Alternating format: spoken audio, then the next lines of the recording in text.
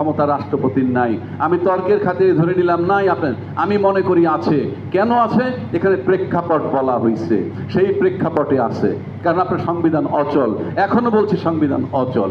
তাহলে এই যে আদেশটা হইলো, একটা ইন্ডাস্ট্রি হইলো, যেই ইন্ডাস্ট্রিতে কাপড় চোপড়, বিস্কিট, সাবান টাবান যাই কিছু হোক না কেন তৈরি হইলো, তারপরে যদি বলেন যে এই ইন্ডাস্ট্রি তৈরি হওয়ার যে প্রসিডিউর সেখানে কিছু ত্রুটি ছিল, সেটা বললে ইন্ডাস্ট্রি বন্ধ করে দিতে পারেন, কিন্তু মাঠে যে প্রোডাক্ট চলে গেছে সেটা আপনি কি করবেন?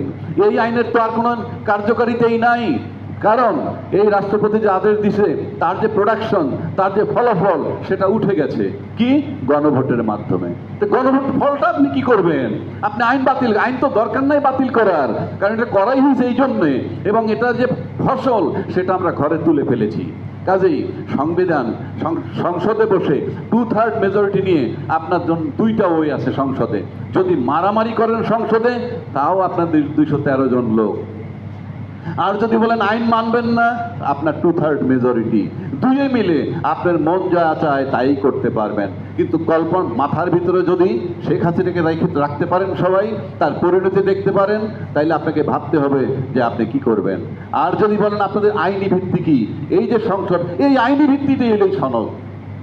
আপনাকে সম্পূর্ণ বৈধতা দিছে এই সনদ, এই রাষ্ট্রপতির আদেশ আপনাকে বৈধতা দিছে।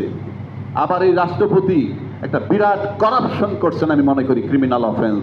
এই সনদের, এই আদেশের 10 নম্বর অনুচ্ছেদে বলা আছে যে সংসদের প্রথম অধিবেশন যে কায়দায় ডাকা হবে একই কায়দায় সংস্কার পরিষদের সদস্যদেরকেও আমন্ত্রণ জানানো হবে। আপনি একটা পার্ট কমপ্লিট করেছেন, আপনি আরেকটা পার্ট করেন নাই, এটা আপনি ক্রিমিনাল অফেন্স করেছেন। তারপরেও কিন্তু আজকে ক্ষমতাসীন সরকার বহাল তবিয়াতে আছে। আবার এই ক্ষমতাসীন সরকার বারবার বলে রাষ্ট্রপতির কাছে তারা ওত নিয়েছে, রাষ্ট্রপতির কাছে তারা ওত নিয়েছে, তারা কিন্তু সংবিধানের সরকার হিসেবে নেয় নাই, অন্তর্বর্তীকালীন সরকার হিসাবে নিয়েছে। তো রাষ্ট্রপতির কাছে ওত নিয়েছে, সেখানে তো আপনারাই ঠেলে দিয়েছেন।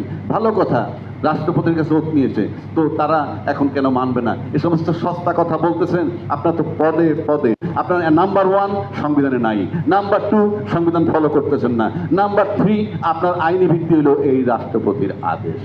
যদি আপনি সেটা ফলো না করেন এবং গণভোট যদি না মানেন, সময় বলে দিবে এর কনসিকুয়েন্স কি, সামাল দিতে পারবেন কিনা সেটাও মাথায় রাখতে হবে। ধন্যবাদ সকলকে।